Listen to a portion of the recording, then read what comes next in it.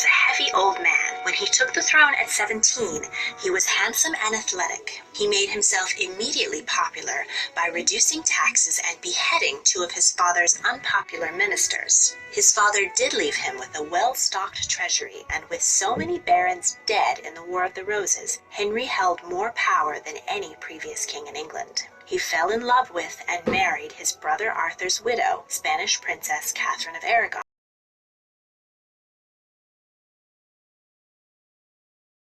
Miscarriages and had only one surviving child, Mary. Being only the second Tudor king, Henry was obsessed with cementing his dynasty. When it became clear that Catherine was unable to bear any more children, Henry decided to divorce her. He had a replacement all picked out, a young lady-in-waiting and servant to the Queen, Anne Boleyn.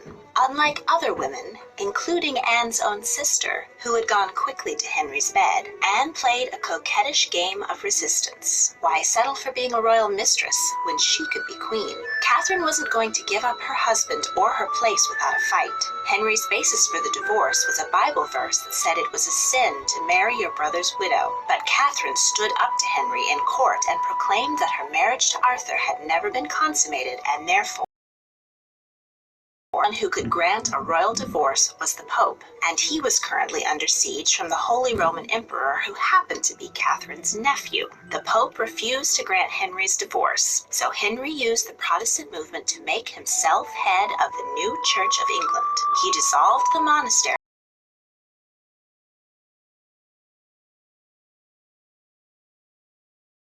and died shortly after.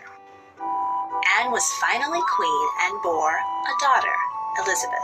During a joust, Henry fell from his horse and suffered a leg wound that would plague him for the rest of his life, ending his athleticism and allowing him to pile on weight. Historians hypothesize that he also suffered brain damage that would explain his hair-trigger temper. The shock of the accident also caused Anne to miscarry their second child. Increasing strife in the marriage, partly due to Anne's refusal to ignore Henry's philandering, caused Henry to resent his wife. Hermes accused her of adultery, and she was most likely innocent of all charges, but nonetheless she was beheaded at the Tower of London. 11 days after Anne's execution, Henry married Jane Seymour. Jane learned from the mistakes of her predecessors and was quiet and demure and kept her head. She gave birth to Henry's long-awaited due to infection.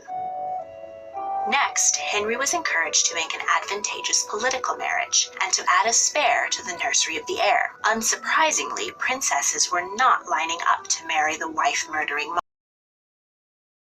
monarch. She'd be him. Anne of Cleves, the elector, was eventually selected after Henry became infatuated with her portrait. Henry decided to surprise her upon their first meeting by disguising himself as a peasant, being sure that she would fall in love with him on sight.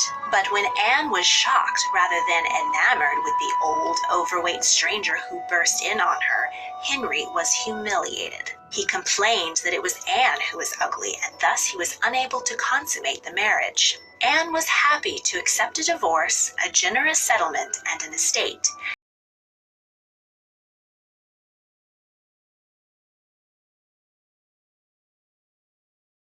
For a year, he doted on her and fulfilled her childish desires for clothes and jewelry, while another man was fulfilling her more womanly desires. Court rivals brought evidence of her adultery to the king, along with the knowledge that she had had sex before marriage. Both Catherine's current and former lovers, and Catherine herself, lost their heads in the Tower of London. The Vatican no longer recognized his rule. Ireland, still devoutly Catholic, didn't care to be a fiefdom of the Vatican and preferred Henry as their king, even if he was technically a Protestant. So the Irish Parliament upgraded the title held by kings of England since Henry II, from Lord of Ireland to King of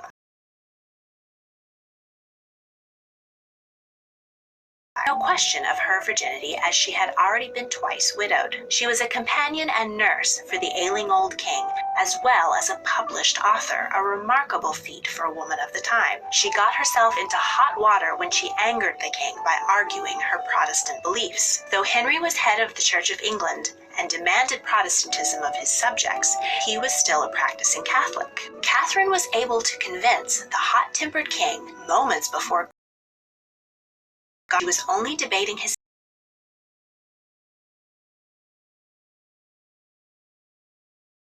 1947 at the age of 55. He was survived by his wives Catherine Parr and Anne of Cleves.